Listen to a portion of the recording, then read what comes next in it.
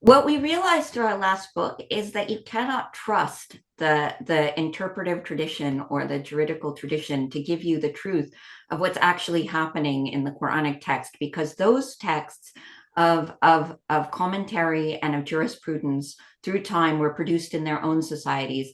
And the Qur'an predates all of that. And it has its own perspective that is not adequately represented at all, I would say, in the tradition of jurisprudence and exegesis or tafsir or comment. So in that sense, I don't think the jurisprudents read the Quran historically at all.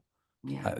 You know, that's a really interesting point, because you think of course they knew they would provide occasions for revelation, they would explain things through the tafsir works, but in that real sense, nobody ever did any history about the Quran, you know, when they were constructing tafsir and jurisprudence.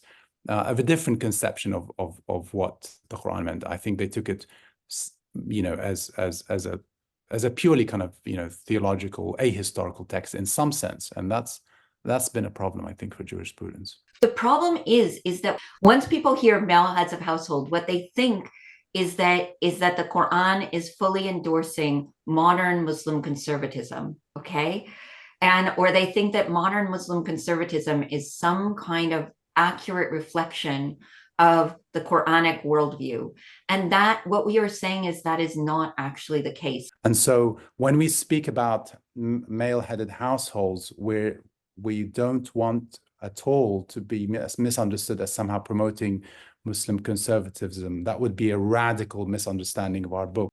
And so if you only understand from those social structures a replication of those social structures, then you've misunderstood the Quranic point, which is a radical transformation of those social structures into structures of piety.